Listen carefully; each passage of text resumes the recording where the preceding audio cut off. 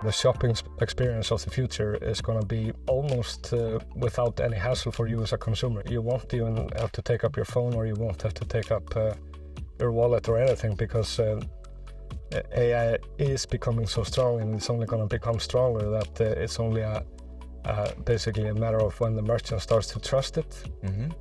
Imagine that you go into the store and you just pick whatever you want, and you want to go out. Sure, I mean, Amazon and others have done this, but I think the cost of doing this is going to get so low that it will be getting widely adopted.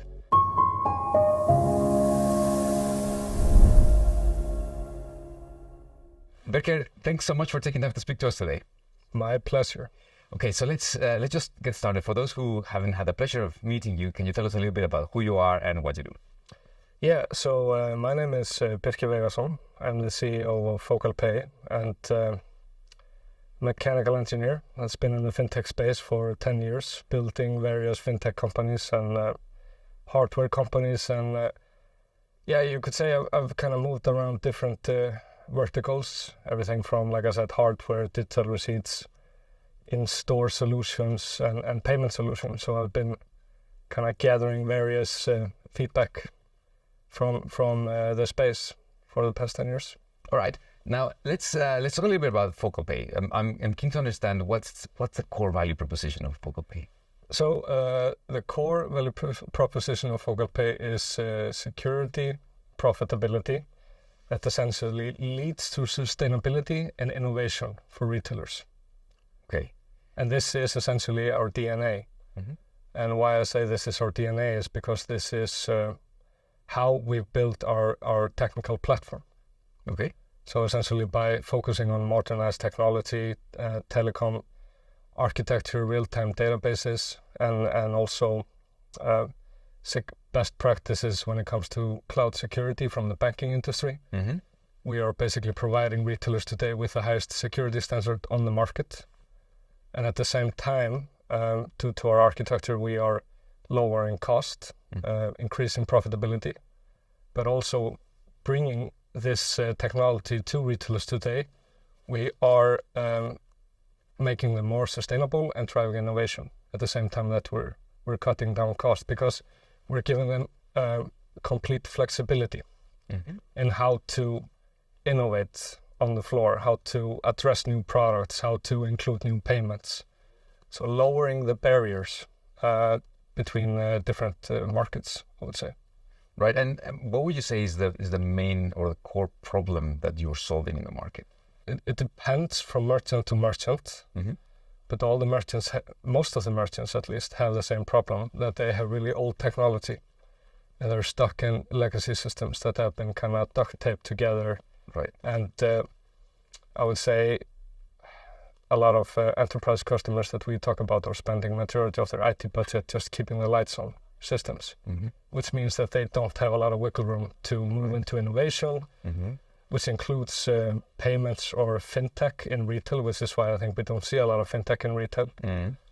And we are basically solving that problem by allowing them to migrate into our platform in a really frictionless way, with limited risk, no risk actually from their side, to actually start using our platform to break free from the old legacy systems that they're stuck with today. All right, so you're talking about allowing them to use your platform. You mentioned earlier cloud services. So I understand that your solution is as a service model. Yeah. I think we've seen a lot of as a service models popping up in various industries. Walk me through what this model of retail as a service, I guess we could call it, what that is. You can take any aspect of our platform that you want to use to solve your problem today, and you only pay for that function as you use it, as you go. Basically as a service. There is no lock-in effect. There's no kind of CapEx investments in order to start with FocalPay. You can just start when you want and stop when you don't want to continue anymore. So that's why we kind of say retail as a service.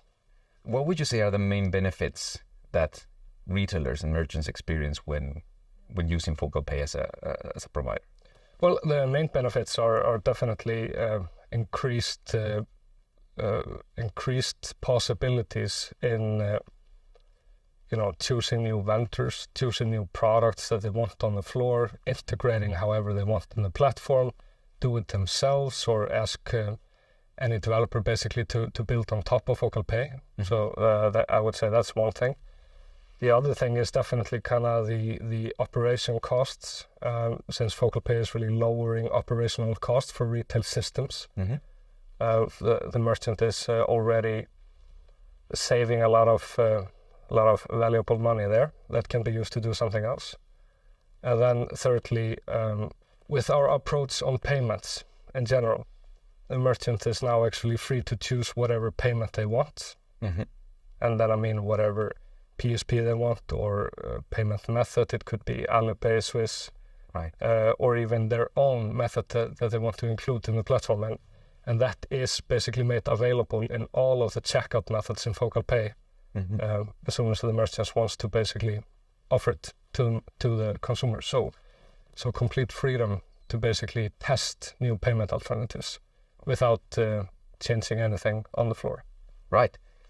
Okay, now you mentioned earlier that legacy infrastructure and architecture leaves very little wiggle room for innovation. Yeah. So if I am a customer of one of your clients, how will the customer experience change as a result of having FocalPay providing some of that new capabilities and that innovative infrastructure? Of course, I would say that the biggest change the consumer will kind of experience is the possibility to start paying with much more options than are available today. Right. Because we've taken the risk and the hurdle away from the merchant to actually start optimizing the payment methods from their side. And this also is kind of important to remember that this is a domain that hasn't really changed in 20, 30 years, right? If I ask you haven't really felt big changes when you go to the store, how you operate there, right? Yeah, same process. No, that's the same thing. So a lot of people are kind of stuck with the reality that this is just how it is, things are working, and we should just leave it at that. Right. But basically now with kind of our Fintech offering, and what I mean by Fintech offering is that all of a sudden the merchant has the possibility to start optimizing prices, optimizes transaction fees, and even optimizing different payment schemes like buy now, pay later for certain customer segments. So what you could see there is a really big new world for the consumer, but of course it's going to take as well the merchants to start to really innovate on that front themselves. Right. To want to take the leap, and some merchants are ready for it and others are maybe not. So I think we will see a lot of different trends, but but our goal is always to enable basically the new era for the merchant and the consumer. All right. So through FocalPay, they have the capability, they have the ability to innovate. It's now a matter of just changing the mindset of the industry in order for them to actually accelerate and try different models of in-store retailing or online shopping and that type of... Exactly. Okay. Exactly. All right. Now, the question I have for you now is, you mentioned that you come from the payment space, and yet your solution really takes a big chunk of the value chain in retail. As I understand, is the full end-to-end of the back-end operations. Yeah. Why did you choose to broaden the scope of the problem that you were solving rather than just focusing on the payment aspect of the retail experience? Well, there is a bit history behind that, of course. Me and Morteza, who was the chief architect and CTO of Swiss, we started by basically trying to penetrate the payment front only in stores. And we were quite successful at that. However, we soon realized that the problem was just much bigger than payments for the merchants, because they had basically the same architectural problem everywhere. Right. Regardless if we're talking about cashier, we're talking about back office processes. I mean, end of day reports, order management, and plus all the hardware that's in the store. So basically, the problem was so big, and I would say our horizon changed completely when we met our co-founders, Peter Fischer and Sven Arnquist, who came from retail. we realized that since the architecture and the product that we had seemed to work for payments, if we could do the same thing for different systems on the floor, we could really change the life of merchants. So that's basically when we decided to pivot, because we just saw the opportunity to make this even bigger and better, and also it would help merchants take the step into FocalPay, because of course every single merchant does not have the same problem. Right. They don't all need to kind of focus on payments now, and so that became also kind of our way to kind of find a new way to penetrate the market with a better value proposition, that where the merchant can basically say, okay, I might not have this problem, I want to address payments, but I need to fix that. But in order to fix that, they will automatically get the whole platform and be able to move in new directions. Okay, and that leads me quite nicely into my next question, because I would assume that if a customer says, okay, well, we have our back-end systems and they might not be working optimally, but they're there. We only want to focus on the payment side of things. How do you address the challenge of penetrating a market where perhaps you have a much broader solution that when some of the retailers realize that is their main problem? Well, we did it by actually focusing on the technical problem at hand. And what I mean when I say that is that we focused on what I think my CTO is really brilliant on and has done really good in the past for different companies, is open and strong architecture, microservice architecture. So even that we have our own product portfolio and end-to-end products that we offer, everything we do is API based. So all of our customers, we offer them basically to draw the line where and how they want to enter our platform. So they might have their own systems that are really good, and they've spent a lot of money basically building up, and we have full respect for that. But then they can just choose to basically use API integrations to cherry pick the features they want from us. So that's kind of our way of addressing the needs of anyone. So yeah. A trend where we've seen picking up momentum in fintech is this sort of integration of fintech solutions in other industries. And in this case, I think it's a great example of how fintech is becoming an integral part of the retail. What has been the response that you've seen in the market from fintech companies in saying, okay, well, if we become an integral part of someone else's customer journey, we might lose that direct contact with the customer? There are two sides to this, like you say, and definitely. And I think, of course, today, especially with the kind of situation being how it is economically for everyone, everyone is looking for cheap, fast ways to scale. And if you find your value proposition in an architect, as an architectural, or I would say, if you find your value proposition basically as infrastructure product, part of infrastructure, you can go very far in scaling without kind of spending a lot of cost. So it's really good for a lot of fintech companies to go that way. But I think the downside and the danger of doing it, like you mentioned, is, if you lose the kind of relationship with the end consumer, basically you get blind on that front, and then you start, it's really hard for you to innovate further on your product and take certain decisions on what is the right next step for you as a fintech company, because you don't have the end consumer in your hand. You don't really know what they're thinking, right, or how they're even reacting to your product. You get blind to basically the product development part at the same time. So I would say that is the main danger. And then I guess that's why it makes much more sense to take a bigger chunk of the value chain, because you can then still be fully aware of what's happening at various interfaces with, in this case, with the payments. Exactly. And for us, the most critical thing for us is to kind of enable the whole market. Make sure that any fintech company has the same access to the merchant, because it's good for the fintech companies and it's fantastic for the merchant.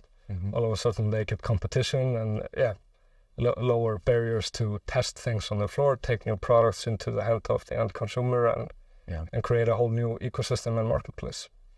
Okay, now I'd love to hear more about what's FocalPay's vision.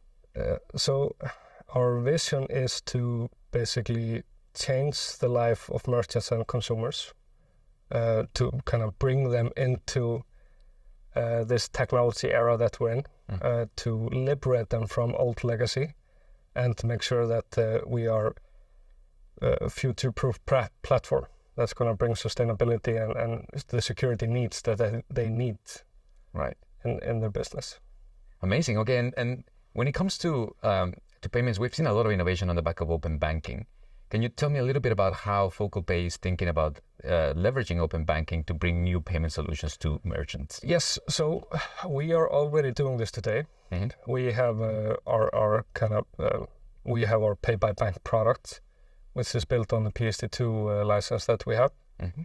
And we did this mainly to challenge the market and show the merchants that this can be done today, but basically effectively giving the merchants this checkout option on the floor, and at the same time lowering costs.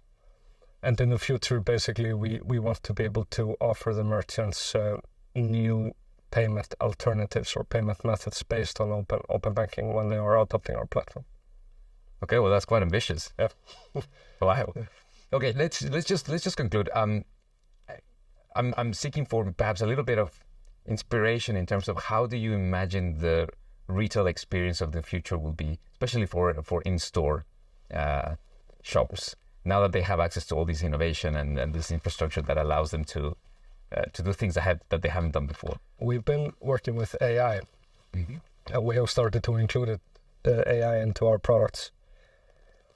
And what we see and what we believe is kind of the shopping experience of the future is going to be almost without any hassle for you as a consumer. You won't even have to take up your phone, or you won't have to take up your wallet or anything, because AI is becoming so strong, and it's only going to become stronger, that it's only basically a matter of when the merchant starts to trust it. Mm-hmm. And I think, like I said, we see the next paradigm shift in how we kind of shop. So imagine that you go into the store and you just pick whatever you want, and you want to go out. Sure, I mean, Amazon and others have done this, but I think the cost of doing this is going to get so low that it will be getting widely adopted. That right. Together with dynamic pricing, mm-hmm.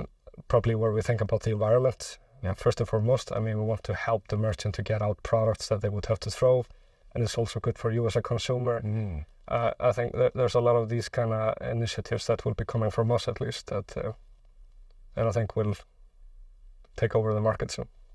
That sounds very exciting. Mm. I think it's a kind of experience that customers would want to have, and that will bring people, increasingly back into the retail shop experience rather than the mobile one or the web one.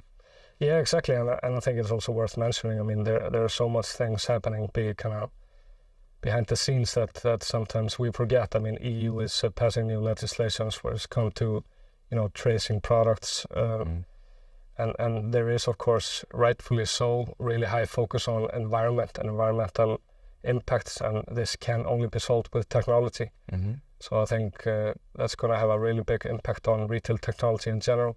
Mm-hmm. You as a consumer, when you pick something up, you need to be able to see exactly where the product came from and carbon footprint and everything, and right. You need to kind of be able to see the whole value chain all the time. Mm-hmm. So that's going to bring completely new transparency to the space, which again also will only create new opportunities. Indeed. For everyone. All right, well, definitely something to look forward to. Yeah, for sure. All right, Birkir, well, thank you so much for taking time to speak to us and for enlightening us of all the great things that FocalPay is doing. Thank you, my pleasure.